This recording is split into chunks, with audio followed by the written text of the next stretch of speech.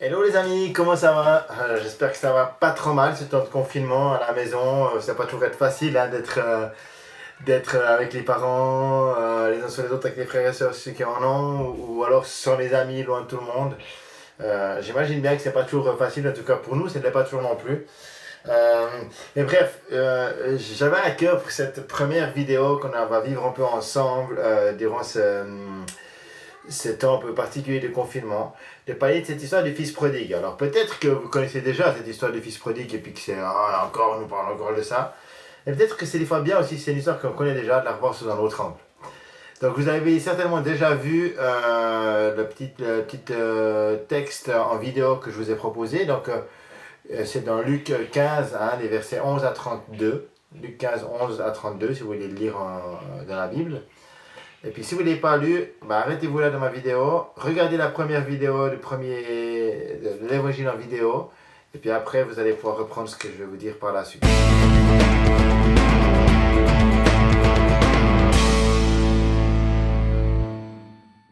Mais si vous l'avez déjà vu, bah, alors écoutez la suite. En fait, cette histoire du fils prodigue, je trouve qu'elle est très pertinente dans ce qu'on vit aujourd'hui. Parce que peut-être que vous êtes aussi là, chez vos parents, avec vos frères et sœurs, et puis juste envie de dire, mais c'est bon, donne-moi mon sac, mes affaires, et je m'en vais, je vais vivre ma vie, maintenant je suis assez grand, je vais vivre ma vie tout seul. Peut-être que c'est pas du tout le cas, mais peut-être que c'est le cas.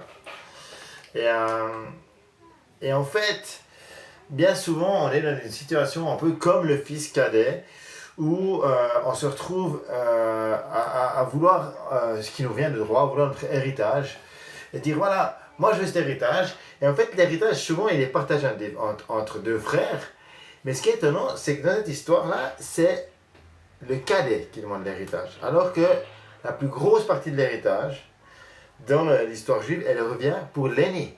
Et le cadet, il n'a pas grand-chose. Donc en fait, soit il a une petite part, mais il a eu sa part d'héritage. C'est pas la moitié, c'est une part. Et puis, il prend ça, et puis il croit pouvoir vivre sa vie, il croit pouvoir être libre, il croit pouvoir s'éclater, mais en fait, c'est le début de la chute. Peut-être même que la chute était déjà avant, parce que peut-être que déjà avant, il n'était pas bien et pas heureux pour vouloir partir comme ça. Et enfin, je suis libre. Et il part, et enfin, je vis ma vie. Peut-être que toi, des fois, tu es aussi comme ça. Des fois, tu vas me dire, mais arrêtez de me dire ce que je dois faire, laissez-moi vivre ma vie, je veux être libre. Et j'avais un ami qui était chrétien avec moi, on avait plein de choses fortes ensemble. Puis vous savez, ben, un jour, malheureusement, il est retombé dans la drogue. Il avait déjà connu la drogue avant d'être chrétien. Puis il s'est mis à fumer des joints, à consommer d'autres produits, etc. À tomber bien mal dans la drogue. Et un jour, alors que j'ai croisé à la gare et puis je partais pour aller essayer l'injection dans son bras, Dieu m'a mis sur sa route d'une manière assez surnaturelle parce que Dieu m'a dit, mais appelle-le maintenant. Alors je l'ai appelé. Et il m'a dit, je lui ai dit, t'es où? Il m'a dit, je suis à la gare. J'étais tout près de la gare, donc j'ai dit, ok, c'est bon, j'arrive. Mais Dieu a vraiment fait ça. J'arrive pour le voir. Et il me dit, je suis libre, je fais ce que je veux. Et je dis, la parole de Dieu nous dit que là où est l'Esprit du Seigneur, là il y a la liberté. Et là où tu vas, il n'y a pas l'Esprit du Seigneur. C'était une parole d'autorité. Et en fait, de dire ça, ça l'a comme séparé spirituellement de ce qu'il allait faire. C'est-à-dire qu'il est parti quand même pour aller s'injecter de la drogue, mais il s'est endormi dans le train. Et quand il s'est réveillé, il est arrivé à un endroit, je ne sais plus trop où, il s'est réendormi de nouveau là-bas et il n'a jamais pu s'injecter en fait la drogue. Et Dieu l'a protégé de cela. Mais des fois, il faut prendre ces autorités-là. Je vous raconte ça parce que des fois, on est comme ça, voilà, je suis libre, je fais ce que je veux. Mais la vraie liberté, elle est là où il y a l'Esprit du Seigneur. Donc, la première étape, c'est que ce fils cadet, ben voilà, il s'éloigne en croyant vouloir être enfin libre. Et puis, il se met à tout dépenser. Il ne dépense plus rien jusqu'à la fin. Tout ce qu'il a, jusqu'à ce qu'il se trouve dans une famine. Jusqu'à ce qu'il ait vraiment plus rien. Et en fait, c'est intéressant. Parce que peut-être que là, dans ta famille, ou des gens autour de toi, ils sont hyper tendus et stressés face à la situation qu'on vit actuellement. Qu'est-ce qu'on va de nos finances? Où est-ce qu'on va? Comment est-ce qu'on tourne maintenant? J'ai plusieurs amis autour de moi qui n'ont plus assez de rentrée financière parce qu'ils dépendent que de leur travail. Et là, il n'y a pas de travail, donc ils n'ont pas de rentrée. Et peut-être c'est ton cas aussi, ou le cas de tes parents. Il y a peut-être cette peur qui est là. Et puis lui, il s'est mis à tisser des liens, des amitiés avec des gens en fait qui l'ont éloigné de Dieu. Il y a parfois des amitiés, des liens les personnes qui sont cool, qui sont vraiment fun et qui peuvent faire la fête et qui te va te réjouir, puis qu'on les tête tellement bien, puis ils ont l'air d'être fun. Et en fait, ces gens-là, ils t'éloignent de Dieu et ils t'amènent dans la chute. Et c'est ce qui se passe avec eux. Ces liens-là, cet amitié-là, vont, avec ce fils cadet, en fait, ça va l'éloigner gentiment, le faire tomber dans la fosse. Parce que c'était pas des bonnes relations, parce que c'était pas ça. Même si au début ça semblait fun, ça semblait être cool, quoi. Peut-être que autour de toi, tu as des gens qui te disent ah, tu sais, tu veux venir faire la fête avec nous, il faut que tu essaies l'alcool, il faut que tu essaies de fumer. Peut-être même des fois, on prend ah, mais t'es nul parce que tu veux pas avoir de relation sexuelle, je sais pas quoi. Et peut-être tu me dis ouais, je suis trop jeune moi pour ça, mais moi je connais des très jeunes qui ont des relations sexuelles, malheureusement, ou qui touchent à différents produits qui sont pas bons. Et ça commence très tôt, c'est une réalité. Hein. Et Dieu nous protège de ça. Mais il nous protège quand on est caché dans sa présence, caché dans sa maison. Et en fait, Dieu nous propose de passer par un chemin, parfois difficile, mais qui nous amène à venir vers lui. C'est-à-dire que là, le fils aîné, il a voulu vivre sa vie, il a voulu se réjouir, il a voulu s'éclater. Et c'est un peu ce qu'a fait le monde et la société au jour d'aujourd'hui. On vit ma vie, j'ai pas besoin de Dieu, je débrouille, on construit la terre comme on veut, sans Dieu. Et à un moment donné, tout s'effondre. Toutes nos sécurités s'effondrent. Tout ce qu'on croyait bien s'effondre. Et là, qu'est-ce qui se passe? Plus rien. Et on a besoin de revenir au Père. Besoin de revenir vers le Père. Besoin de reconstruire des vraies amitiés. Mais en fait, de savoir quelle est notre identité. Dieu vient se révéler à nous au moment où tu as envie de manger avec les porcs, comme le fils là, qui a envie de bouffer avec ses porcs parce qu'il se dit mais eux ils doivent manger et moi j'ai rien, j'ai envie de manger ce qu'ils bouffent. Dieu se révèle à ce moment-là. Et à ce moment-là, ce qui est intéressant, c'est que le fils cadet, il dit moi je vais retourner chez mon père. Et je vais lui dire traite-moi comme un de tes ouvriers. Je ne mérite pas d'attraper ton fils, mais au moins donne-moi à manger, que je puisse avoir un peu d'argent, parce que lui je sais qu'il a du travail. Mais Dieu, qui est un bon père, lui, il veut pas traiter comme un de ses ouvriers, il veut traiter comme son fils, sa fille. Pas comme un de ses ouvriers. Et en fait, quand le fils, il revient chez son père, puis qu'il lui dit, traite-moi comme un de tes ouvriers, je ne mérite pas d'attraper ton fils, il est encore en train d'être hyper dur avec son papa. Il est en train de continuer de rompre le lien de père à fils. De ne pas vouloir retirer de son héritage, de son identité. Mais Dieu te demande, et c'est une réalité pour toi, Dieu te dit, qui es-tu? Qui es-tu? Je crois que c'est ce que Dieu demande maintenant à son Église aussi. Qui es-tu? Et beaucoup de prophètes parlent dans ce sens-là. C'est de revenir à notre propre identité. Et de revenir à notre identité, c'est pas possible quand tu es au milieu des porcs. Mais c'est pas possible non plus quand tu deviens juste un ouvrier du Père. Et même si, peu importe l'âge que tu es, ce qui compte, c'est pas tout ce que tu vas faire de bien pour l'Église, pour ta famille, pour tes parents, mais c'est la relation. Et Dieu t'invite à venir vers lui dans sa maison parce que tu es son fils, sa fille. Et qu'est-ce qu'il fait Dieu le Père? Quand tu arrives vers lui, peu importe ce que tu as fait, quand tu as péché, tu t'es éloigné de lui, tu as fait des fautes, qu'est-ce qu'il fait? Il fait la fête. Il se réjouit. Il te donne une bague, le signe de l'alliance. Il te donne cette bague qui a tellement de valeur. Parce que c'est une alliance qu'il fait avec toi. Il te donne une tunique parce qu'il te ceint d'habits royaux, d'habits saints, d'habits purs, d'habits purifié, parce qu'il a payé le prix, il a donné sa vie pour toi à la croix, donc il te donne des habits purs, parfaits, pour que tout ce qui est péché en toi, tout ce qui est ton ancienne vie, tout ce qui est sale, tout ce qui pue le porc, se soit mis derrière.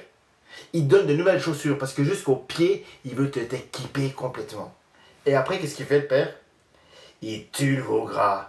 Ils font la fête. Vous vous souvenez de ça? Ils font la super fête et ils rigolent. Et ils boivent peut-être un petit peu trop d'alcool, on ne sait pas trop. Ça, bon, dans le film, c'est mis comme ça. En tout cas, ils font la fête. Ils se réjouissent. Et cette réjouissance, cette joie qui est là, c'est la joie qu'a Dieu, le Père, à chaque fois quand ses enfants est sauvé et revient à lui. Alors, mon ami, reviens. reviens vers Dieu le Père. Reviens vers lui. Parce que lui, ce qu'il a pour toi, c'est de l'amour.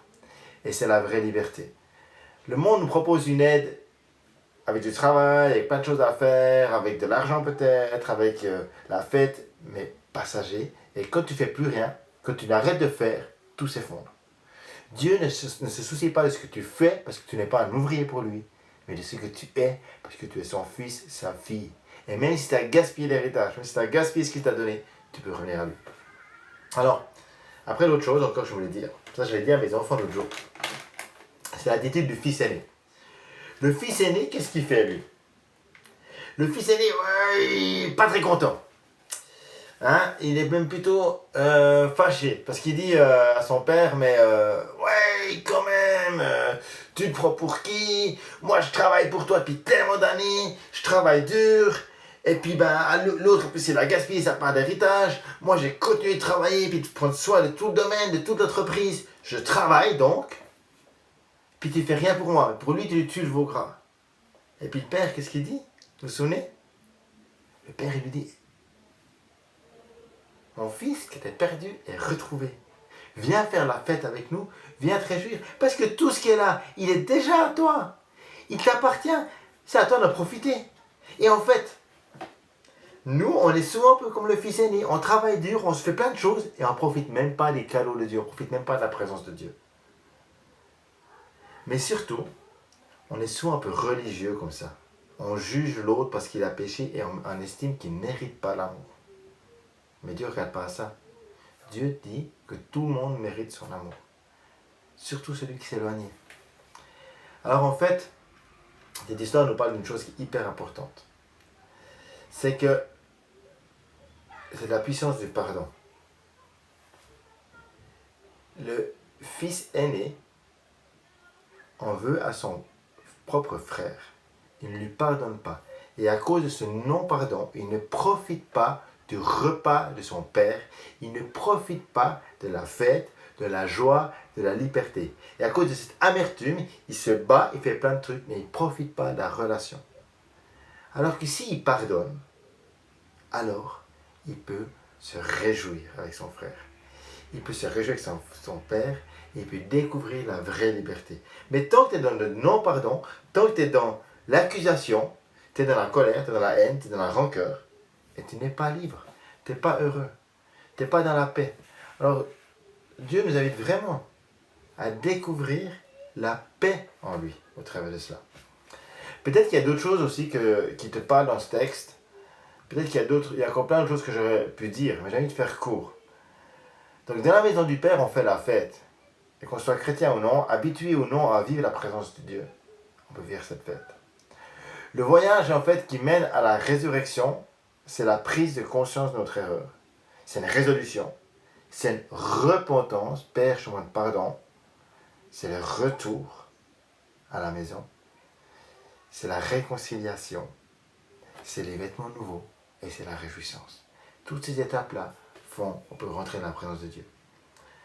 Ton choix va déclencher donc une décision qui amènera à une action. Et qui va révéler des résultats, des fruits dans ta vie. Quels sont les fruits de ta vie? Quels sont les choix que tu veux voir dans ta vie? Si maintenant à la maison pour toi c'est difficile, si maintenant chez toi c'est difficile avec ton frère, avec tes parents, je comprends. Franchement je comprends. Parce que nous des fois c'est pas facile non plus avec les enfants. Et on est un peu les uns sur les autres. Alors j'aimerais t'inviter à venir vers Dieu le Père. À venir juste profiter de sa présence. Parce que je crois que c'est un temps que je t'ai donné pour qu'on cherche sa présence. Alors, peut-être tu peux écouter de la louange. Si tu ne sais pas quoi écouter, va sur YouTube ou sur Spotify. Si tu veux, moi je peux t'envoyer des liens, pas de problème, de musique. Mais écoute des musiques que tu aimes bien, qui te font du bien. Ou va voir sur des petites vidéos, soit sur l'évangile en vidéo que je vous ai partagé, soit sur Top Kids pour les plus jeunes. Il y a aussi plein de petits dessins animés et de choses comme ça. Et puis si dans ce que tu vis, tu sens que c'est compliqué, c'est tendu, tu as des tensions avec tes parents ou avec d'autres, ne claque pas la porte. Mais parle. Prends le temps de parler avec eux. Prends le temps de te réconcilier. Parce que la puissance de la réconciliation est tellement, tellement forte. La vraie liberté est là où est l'Esprit du Seigneur. Alors l'important c'est peut-être de prier ensemble, peut-être de se demander pardon, de se dire hey, j'ai pas compris ce qui s'est passé. Je sais pas pourquoi t'as fait ça, pourquoi t'as pas fait ça. De parler ensemble, pouvoir se réjouir et faire la fête. Mais pas laisser l'amertume prendre le dessus. Mais plutôt, bien au contraire, laisser Dieu régner dans toutes circonstances. Voilà, c'était mon petit encouragement du jour. J'espère que j'étais pas trop long. Il y a encore plein d'autres choses que j'aurais voulu dire. Je vais pas en dire plus. Mais sache qu'on est là pour toi avec ma femme, même si c'est toi, elle est un peu malade avec ce virus. Mais qu'on est là et que n'hésitez pas, toi ou tes parents, à nous faire un petit message. Et puis on va prier pour vous et partager ensemble. Voilà, pour finir, j'aimerais prendre ce temps de prière avec toi, avec vous, avec ta famille, pour que vous puissiez être bénis.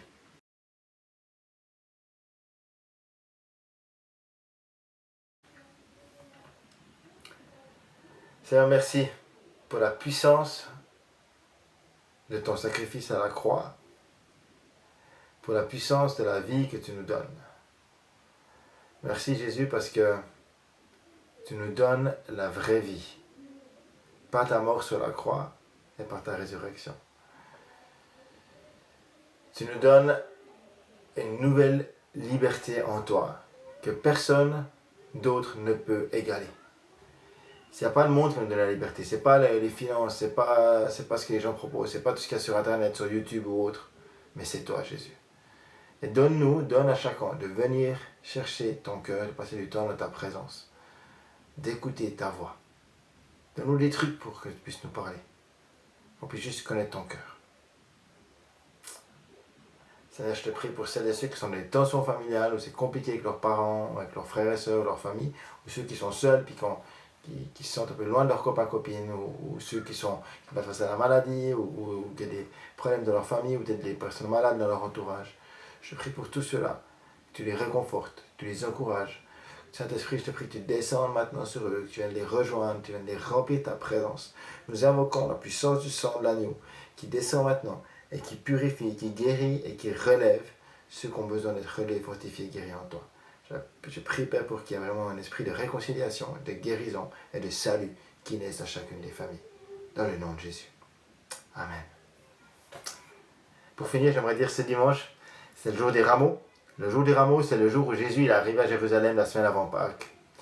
Et quand il est arrivé à Jérusalem, on a brandi des rameaux, des grandes feuilles, parce que c'est comme ça qu'on accueillait les personnes importantes, le roi, le Messie. Et il montait sur un dos d'âne. Il accomplissait ainsi la prophétie d'Ésaïe. Mais il arrive sur ce dos d'âne et il l'accueille comme un héros. Et tout le monde fait la fête. Mais surtout, ils crient tous Hosanna! Hosanna! Et Hosanna, c'est un cri pour dire Seigneur de justice, sauve! Sauve-nous! Sauve-nous, Seigneur! Fais pitié, sauve-nous! Par pitié, sauve-nous! Et en fait, aujourd'hui, tu peux peut-être crier Hosanna, parce qu'on a besoin, réellement, que Dieu sauve son peuple.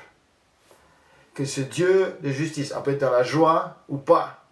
Parce qu'on dit dans la tradition chrétienne que c'est dans la joie, mais on ne le sait pas vraiment, parce que c'est Seigneur de grâce, sauve-nous. Peut-être c'est plutôt Seigneur de grâce, sauve-nous. Peut-être c'est Seigneur de grâce, sauve-nous. En tout cas, il y avait une attente que le Messie fasse quelque chose. Alors, c'est pas passé comme il pensait, parce qu'il ne pensait pas du tout qu'il y aurait la mort sur la croix. Mais on a besoin de crier Hosanna, Seigneur de grâce, sauve-nous. Peut-être tu peux le faire en famille, peut-être tu peux le faire toi tout seul, mais de crier pour notre génération, pour notre société, pour notre pays, pour le monde entier. Hosanna! Et marchons dans la joie, au lieu d'un manteau de deuil, un manteau de souffrance, marchons dans la joie. Et réjouissons-nous, parce que Dieu le Père nous accueille toujours dans sa maison. Voilà, je vous bénis. Bon dimanche à vous tous. Bonne semaine.